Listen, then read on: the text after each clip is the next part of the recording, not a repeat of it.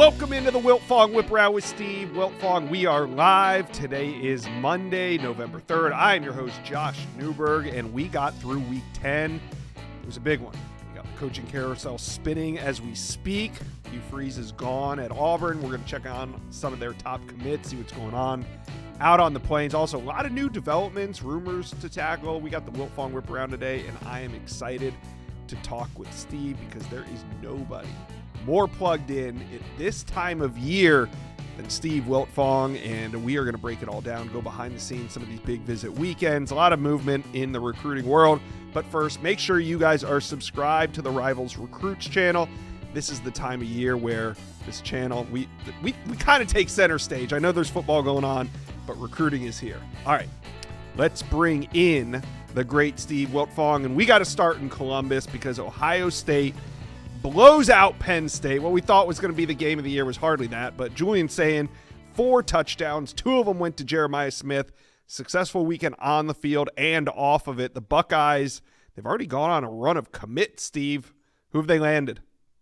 Well, they landed 2 of the state's top offensive linemen, Kellen Weimer out of Liberty Center and Mason Wilt out of St. Clairsville. Kellen Weimer is the number 4 interior offensive lineman in the country, rivals number 69 prospect overall, beat Notre Dame, Michigan, and Indiana, among others, to keep him home. And Mason Wilt, 6'5", 290 pounds, also in the fold. It is a terrific year at the point of attack in the state of Ohio, and the Buckeyes went out and landed 2 of the best in the state. They have the number 4 recruiting class in the land early in 2027.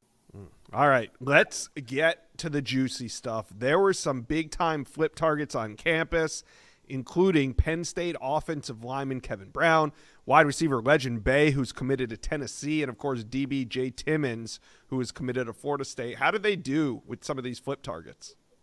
Josh, I think they could land all 3 of these guys. They all had fantastic trips to Ohio State over the weekend. The Buckeyes have rivals number 9 ranked recruiting class, but this could be a top 5 haul come the early signing period, which is exactly 1 month away. On December 3rd, these top prospects will start putting pen to paper, locking in their college futures. And these are guys coming out of the weekend that Ohio State has a great shot to land. And Kevin Brown is maybe the most surprising one of the group because he almost didn't take the trip. He took an official visit to West Virginia where his dad played early in the week, had a great experience in Morgantown. Obviously, he's still a verbal to Penn State and was back and forth on visiting, and he is very glad that he did. He told me it was awesome. They had everything for me. They treated me like a king. They're the best team in the nation for a reason. The facilities are top tier. Their coaching staff is beyond the best. The player development is unmatched. He said he's coming back for an official visit. The Buckeyes had 2 more home games, so I expect him at one of those where he'll get a chance to spend more time around the coaching staff and particularly get to spend more time around the players.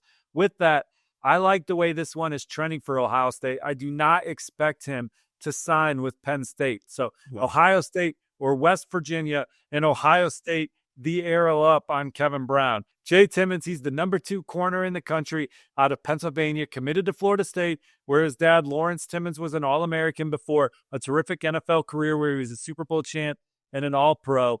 So he's committed to the Seminoles. He's a legacy recruit, but Ohio State offered earlier this fall. They hit the ground running with the relationship with Tim Walton. He had a fantastic visit to campus this weekend, said best in America, BIA is something special. He loved the atmosphere on game day, talked about the culture of the program, how they maximize their players on and off the field from a development standpoint. He said a final decision should be coming soon, and I think Ohio State is trending up, and I certainly wouldn't be surprised if he was in Ohio State's class. I like the way it's trending there for Jay Timmons as well. And let's talk about the surprise visitor of the weekend, 4-star athlete Legend Bay from North Forney. He is one of the most explosive players in the country. He plays quarterback on Friday nights, but on the next level, he's going to be able to play running back, slot receiver, wide receiver in the return game. And when the ball is in his hands, whoosh, he can really go. He can make people miss. He can absolutely run. Ohio State is pushing hard for Legend Bay. He is committed to Tennessee, but Ohio State, again, has momentum with Legend Bay coming out of the weekend. Legend Bay and Jay Timmons, I think now we're in the modern recruiting part of those conversations. Mark Pantoni, Ohio State's off-field staff, general manager, talking with agents, family, the kid about what it looks like at Ohio State. If those conversations go well, I think you look at Jay Timmons and Legend Bay as the next two to join the fold for Ohio State. And then you have Kevin Brown slated to take his official visit, where, again, when he gets around the players, I think that is the final box to check for him. How does he fit in with the guys? He loves the track record of player development and the magnitude of Ohio State football and the level that they're playing at right now as the defending national champs. Yeah, you said the defending champs could also have their pick at a couple more. Who else would they like to add before signing day, Steve? Yeah, they're really working right now. Edge rusher Drake Quinn is a guy that they would love to add to Kerry Wilder and some of the special players that they have in the class. Drake Quinn from Georgia, former Clemson commit, going to take his official visit for the UCLA game. Tennessee, Texas, Miami, some of the other contenders. About C.J. Bronow, four-star corner from the Sunshine State. He's committed to the Gators. He's also going to take an official visit for the UCLA game. Now, that one's in the development stages. Ohio State just offered, so they're trying to have that.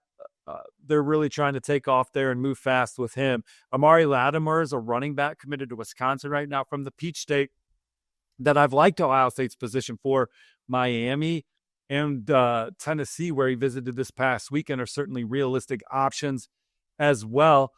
Micah Champ-Smith, a four-star offensive lineman, was at Tennessee this weekend. I like him better for Ole Miss or Tennessee right now based on what I'm hearing, but Ohio State will keep swinging. They've always loved him. He's always loved Ohio State. They may go linebacker route, in-state recruit Jaden Williams committed to Indiana. That's a tough flip, but they'll keep swinging. And they offered Wake Forest commit Braxton Rembert, who I'm expecting at the UCLA game as well on November 15th. So a lot of names out there for Ohio State as they look to close strong on the trail, capitalizing on what has been an awesome season to date.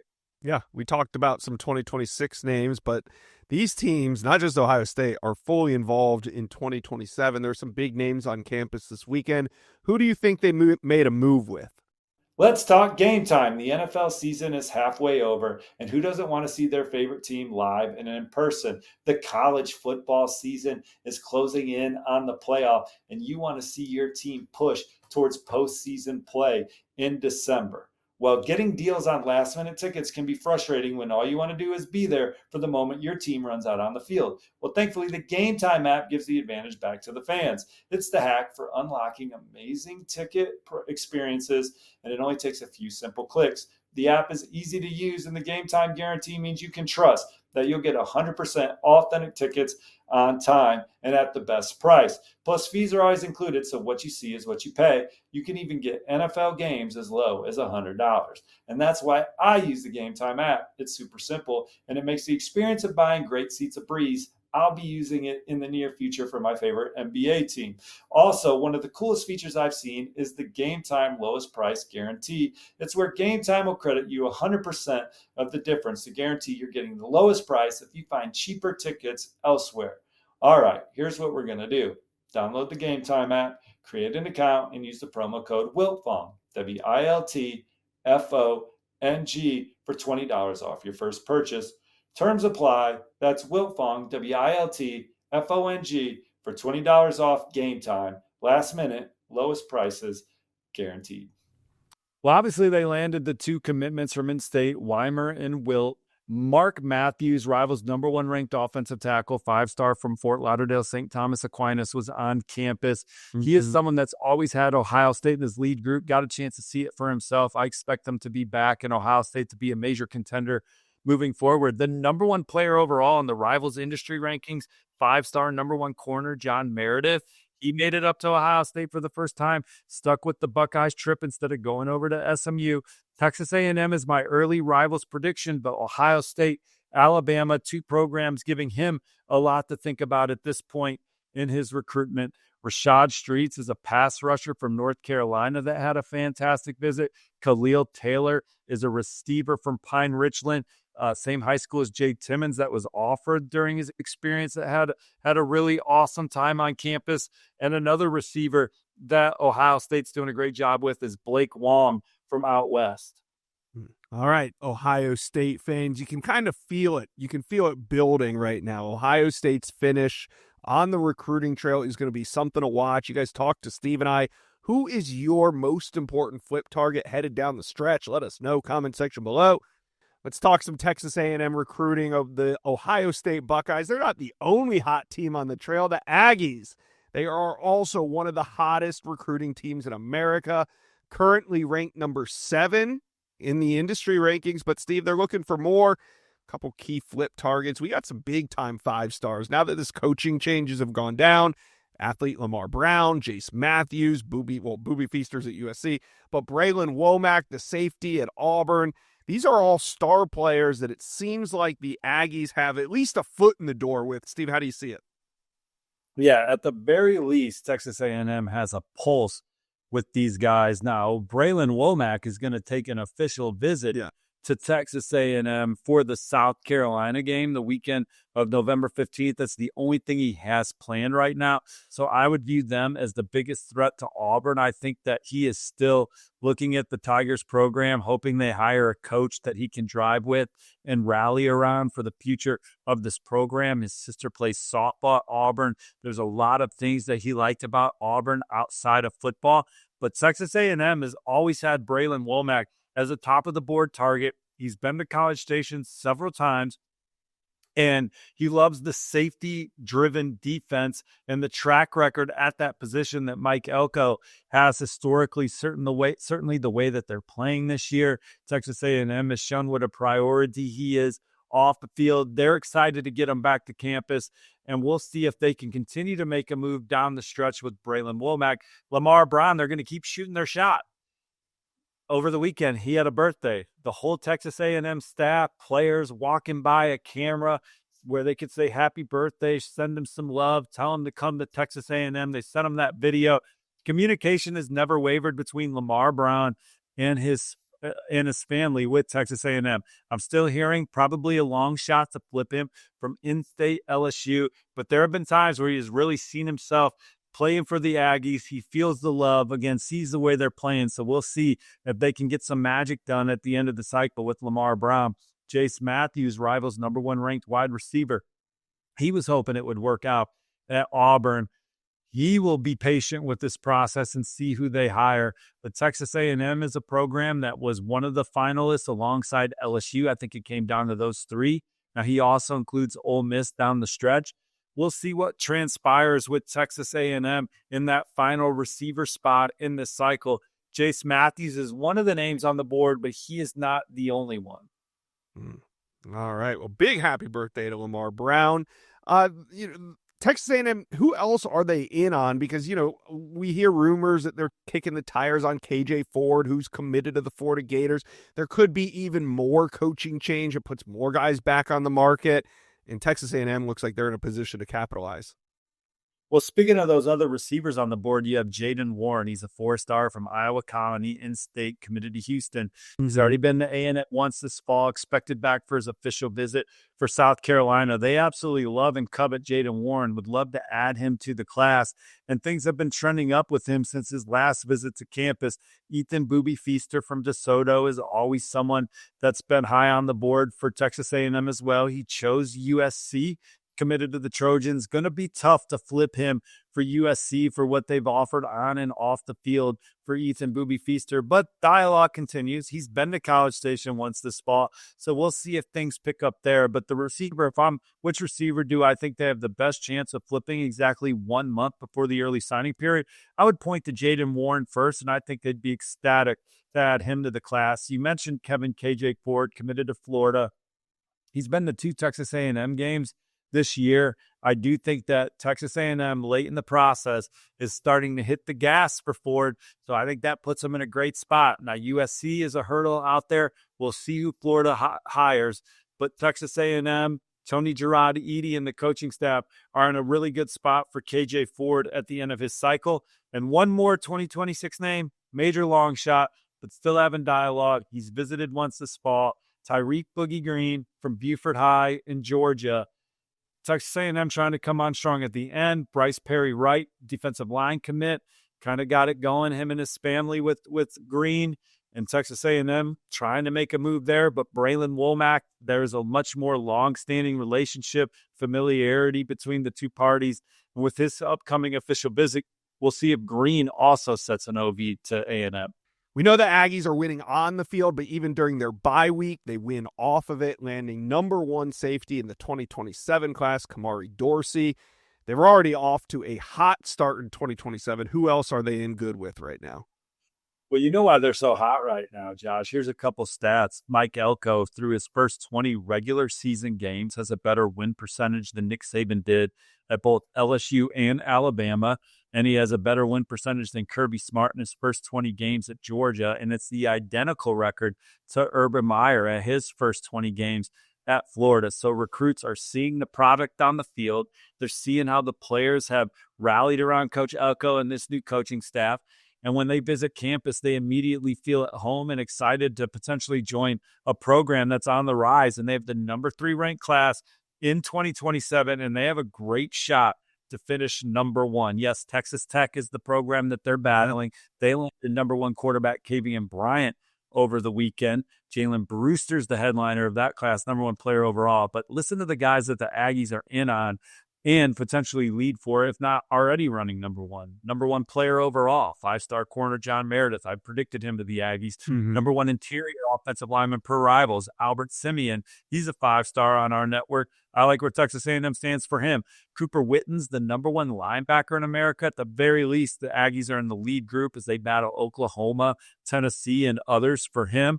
Here's some other 5-stars. Kennedy Brown, offensive tackle Mark Matthews, edge rusher Zyron Forstall, David DJ Jacobs, and tight end Ahmad Hudson. They may not be number 1 for any of these guys, but they're going to get an official visit. In my opinion, they're on that kind of short list for all of those guys, so they'll have a chance to make a move. Here's some other guys that I do think they're number 1 for. Ishmael Kamara, he's an offensive lineman from in-state. Running back Landon Williams-Callis, safety Jaquan Snell. All 3 of those guys are in the Rivals Industry top 50 players.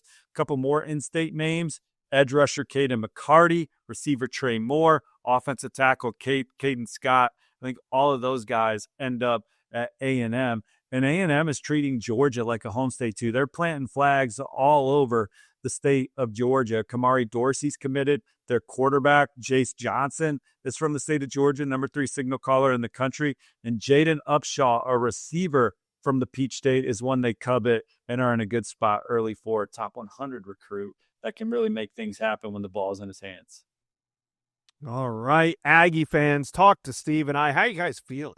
Not just about the season. Well, definitely I want to hear about the season, but also recruiting in the 26 and 27 classes. Put it in the comment section below.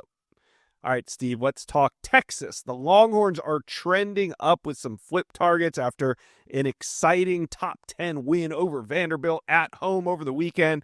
And you had a surprise visitor on campus. Edge Jamarian Carlton popped up. He's a Baylor commitment. What does this mean, and where do they stand with Carlton? Well, it means that Texas, at the very least, still has a pulse for Jamarian Carlton, and they haven't given up on a prospect, the top 100 recruit that they've led for at various times in this recruitment. I've had him predicted to Texas before. Great familiarity with the staff, the track record of development at the point of attack, just the vibes in Austin and the culture of the program. He had a great time on Saturday at the game. I talked to him afterwards, and we'll see if it's enough to flip him from Baylor. But he's always had a keen eye on Texas, and here come the Longhorns down the stretch. They rallied for the number 1 class in 2025 with some big flips and some monster blue-chip recruiting wins. We'll see if they can do it again with guys like Jamarian Carlton. All right, 2 more flip targets on campus. Wondering how the Longhorns are doing with these guys. Linebacker Karan Maycock, committed to Florida State. Obviously, there's some coaching stuff brewing over there. And then, obviously, offensive tackle Bryson Martinez, who is committed to LSU. Where's Texas at with these 2? Well, Florida State may be calling the waters a little bit, blast in Wake Forest over the weekend. But Texas, this was a visit that he was very excited to make. He talked about how Texas develops players at every position. And when I talked to him on Saturday after the game, he said he was having a fantastic time. Whatever happens, happens, he said about his recruitment. I mean, he went into that visit with an open mind. He could end up at Texas. He likes the stage that the Longhorns are playing on right now. And so they're certainly still in the conversation for Karan Maycock. Then Bryson Martinez, Sam Spiegelman, our colleague, was first to report that one. It came as a surprise to me. I thought he would be locked in to LSU despite the coaching change. The Texas Longhorns have done a good job of recruiting that state of Louisiana, and according to Spiegelman, they're very much a threat for Bryson Martinez moving forward. All right, Steve, how did they do? There's some big-time 2027s on campus. And let's start with the headliner. Number 1 wide receiver, Easton Royal. How did they do with him? Fantastic. He was blown away, loves the offense, loves the way Texas came out and punched Vanderbilt in the mouth, and loves the way that they scheme up these receivers for big plays. He could see himself really shining in Austin and Steve Sarkisian's offense. And this is a guy that Texas covets early in the 2027 cycle, and I think they're going to be a front runner for him throughout. Obviously, there's been some change at LSU.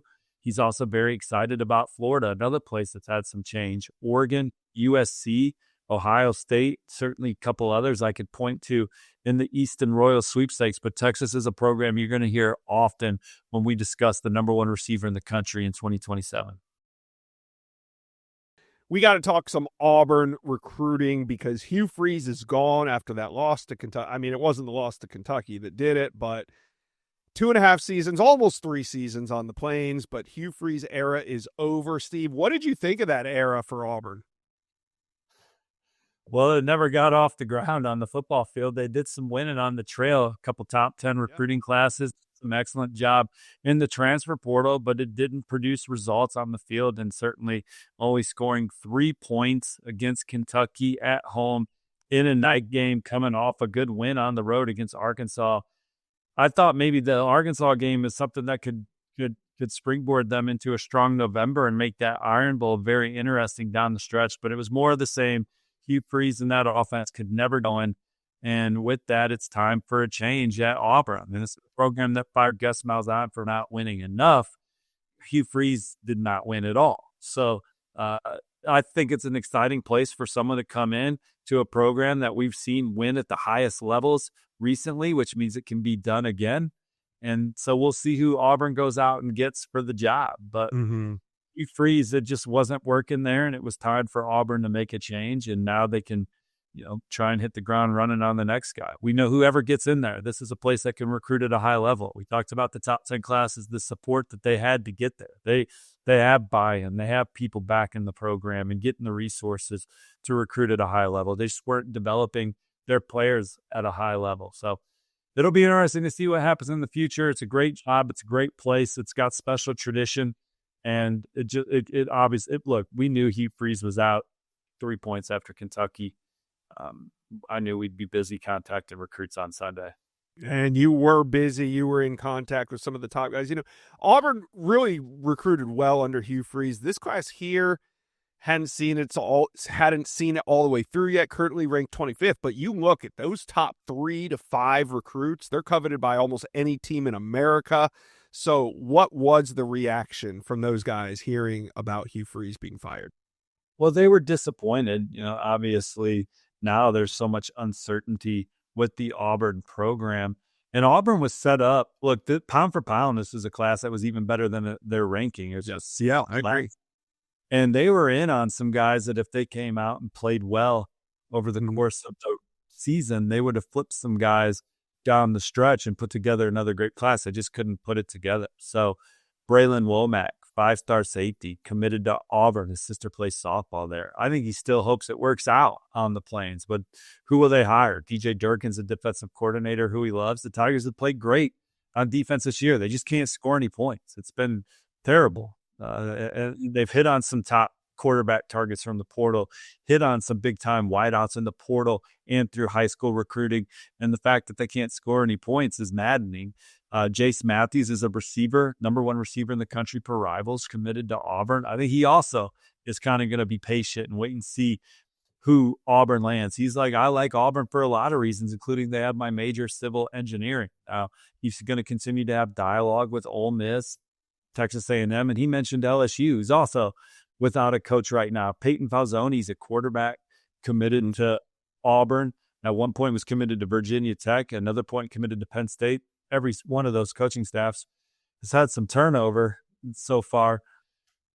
he's certainly going to remain committed to Auburn, but his phone lines are open. Who wants a very athletic 6'5", 208-pound passer that's improved every year since he's been in high school? So we'll see who's in the market for that. If Auburn hires James Franklin, how about a hire like that? That would be an interesting hire, and I think one that would certainly make Peyton Falzoni happy, as he has that relationship with James Franklin in the past. But a lot of wait and see with the Auburn commits right now, and certainly they have the pass to talk with other schools and take some other visits. All right, well, we will see. Who right now, though, is on your flip watch radar? Not to say anything's imminent, because in the wake of the Hugh Freeze announcement, there were no decommitments. But like you said, Braylon Womack has sent an official visit. You just hit on a couple. Is there anybody right now that you would pinpoint and say that's who Auburn fans need to watch? It's hard to just say, hey, this guy's going to be out of the class. They lost the running back yesterday to Memphis. That was one that was already trending away because of the season that they were having. Look, these guys, they're going to be patient with Auburn. Auburn's done a good job of putting these kids, being in position to land these kids. Well, obviously, some adversity in the road with no head football coach, but with the infrastructure and modern recruiting of it all, they've done a good job of getting these guys invested in Auburn. Now, who will they hire, and what will those conversations be like with the new staff getting it from now to the early signing period? Yeah. Auburn fans, talk to us. How are you feeling about recruiting? But more importantly, who do you want to be the next head coach at Auburn? Who is it? Let us know. Comment section below. All right, Steve, let's talk a little Nebraska recruiting, because the Huskers are leading for several weekend visitors. I know they lost to USC 21-17, but recruits came to campus in droves, a lot of them, some of the top 2027 names in America. Steve, who is Nebraska in good shape with?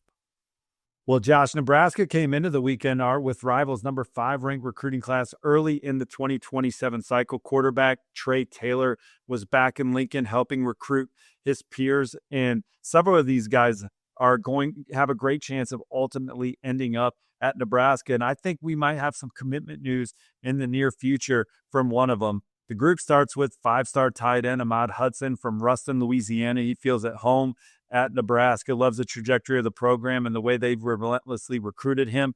Amir Brown, 4-star running back from North Carolina. I moved my prediction from Notre Dame to Nebraska on Sunday after talking to him. He's now been to 2 straight Cornhuskers coaches games. He's loving the environment, the fans, the trajectory of the program. 4-star receiver Tay Ellis from Texas tells me that Nebraska leads right now. It's been a bit of a fluid recruitment, but it's Nebraska that has the momentum for Tay Ellis. Cooper Terwilliger is a tight end that Nebraska had on campus that our colleague Greg Smith recently predicted to the Huskers. He had a fantastic time on campus. So those are guys just right off the jump that Nebraska leads for. Guys that they're in the lead group for includes Rivals 300 cornerback Jerry Outhouse and our number 6 edge rusher, number 35 player overall, Abraham Cisse. So Nebraska didn't get the results they were looking for on the field, Josh, but they had the recruits in the recruit section to help them win these games down the road. They have 6 wins this season. They're looking to build on 7 wins last year. And so Matt Rule slowly but surely is making this football team better each and every passing year. And this 2027 class has a chance to be really special, championship caliber. And it looks like they have a great chance of landing their fair share of dudes that was on campus for this game against USC. Let's talk Michigan recruiting. The Wolverines, they beat Purdue at home, and they had 2 important flip targets on campus for visits. Steve, what's the latest intel coming out of Ann Arbor on these flip targets? Well, they had Wisconsin linebacker commit Aiden Reeder, South Florida linebacker commit Caden Catchings on campus. And coming out of the weekend, both had great trips, but I like the Maize and Blue to ultimately flip Aiden Reeder from Wisconsin out of Cincinnati St. Xavier. He had a great visit to campus, 6'3", 215 pounds. He played free safety as a sophomore, Josh, before growing into a second-level defender as a junior. And Michigan offered him this fall as he continues to blossom. They've recruited a couple kids out of St. Xavier. He had a great visit. And this is someone that can really rush the passer from the second level as well, would be a major pickup for Michigan. And I like the way it's trending coming out of the trip, and my Rivals Prediction Machine forecast reflects that. All right, Steve. There was some big name 2027s on campus as well. Who headlined that group? Well, the nation's number 5 running back, Noah Roberts, had a really great visit, talked about the vibe around the program and the way that they run the ball a lot and the way they utilize those players in their offense. He also feels like a major priority. So Michigan, one of the early front runners there. Brayton Feaster, a 2027 athlete from Akron, Archbishop Hoban, leaves campus with an offer. He'll be back. Talked about the love from the Michigan staff, the tradition, the way they send guys to the league. They're in the thick of that one. Tight end Anthony Cartwright III, he's from Detroit Country Day, visited Ohio State for the noon game, made it to Michigan in the evening and had a great time. Talked about the energy from the fans and the way that Michigan uses the tight end is second to none. Their scheme, the way it's ran, he thinks he could be a major playmaker. Miles Smith's our number 1 ranked player in the state. Michigan offered him out of Farmington High. They'll be a big contender moving forward. He likes the player development and what just Michigan means being from in-state. They offered Dami Sowanumi from Brownsburg High, my neck of the woods, suburb over, and he left campus talking about the resources Michigan has for their players to be successful, the atmosphere and the tradition. I imagine they'll be a major player for him as well. Some other guys that left impressed: 4-star edge Crew Jones, 4-star offensive lineman Sidney Rolu. They're very high on running back Nigel Newkirk from Georgia. 4-star Trey Moore from Texas was another weekend headliner. So Michigan, a top 10 class in 2025, tracking for a top 10 class in 2026. They already got some really good commits early in 2027, including quarterback Peter Bork. Some guys they had on campus this weekend, I think ultimately will end up in the fold and help build that thing up. All right, Steve. Now, we're seeing coaching change all across the country. Is Michigan going to be able to capitalize on this on the recruiting trail? Well, they've been grinding on some guys, looking for some key flips late in the cycle. One of the top targets still on the board is LSU cornerback commit Haven Finney Jr.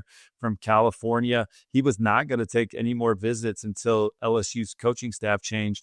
No program has been recruiting him harder to flip him than Michigan, and that's been led by Sharon Moore. They feel really comfortable with the Michigan program, the style of defense under Wink Martindale, and where this program has played historically. So I wouldn't be surprised if we see him pop up in Ann Arbor in the near future. They're a threat to flip him from LSU. All right, Michigan fans, a lot of options still left on the table for 26 and for 27. Talk to us. How you guys feeling about the season and how you feeling about recruiting? Put it in the comment section below. All right, Steve, let's talk Tennessee. The Vols, they came up a little short in Knoxville this weekend, but that recruiting class is still bright and shiny. Number 8 in America and looking for more. There was a big flip over the weekend. Tell us more about Luka Wolf. Well, Luka Wolf is a basketball player that plays for the NFL Academy out of London that has just popped up on some radars this year, 6'5", with elite athleticism. He is someone that has a lot of upside, and Tennessee is a program that he feels can get the best out of him as a player. Was committed to Cal coming into the visit, but this explosive tight end prospect is now in the fold for the Vols. All right, so let's take a look at some of these flip targets for Tennessee. Running back Amari Latimer. We know they are in need of a running back after missing out on number 1. Also, offensive lineman Micah Smith and J.J. Finch, who's committed to Alabama. Steve, what are their chances here? And Jordan Carter, an edge rusher that decommitted from Texas A&M over the weekend, visited Tennessee as well. So those are 4 2026s that Tennessee's on the gas for right now. And with Amari Latimer, anything can happen. My prediction's on Ohio State, but I would not be surprised if he ended up in the Vols class or Miami. So we'll see what continues to transpire there. Tennessee has prioritized him for as long as any program that's still in the mix. And with J.J. Finch, I think that they still have some work to do. Committed to Alabama, expected at Alabama this weekend for the LSU game, but Tennessee was one of the programs in early on him. He wanted to go back down, give them another look. And Micah Smith, talked to a couple sources today, Tennessee is coming on strong at the end. He's committed to UCLA, but wouldn't be surprised if this is coming down to Tennessee and Ole Miss. He also took an official visit to Ole Miss this fall. We'll see if some other schools pop up. Ohio State remains in the picture. I think that he loves the Buckeyes and their tradition and their track record of development, but I don't know if Ohio State's checking all the boxes right now. Tennessee and Ole Miss are two programs that I'm hearing good buzz around for him. And Jordan Carter. I need to talk about Jordan Carter, Josh. Georgia Tech is the program when he decommitted from Texas A&M that you instantly started pointing to. But there's some optimism around Tennessee after having him on campus. So we'll see if the Vols can beat the Yellow Jackets and who else emerges for Jordan Carter.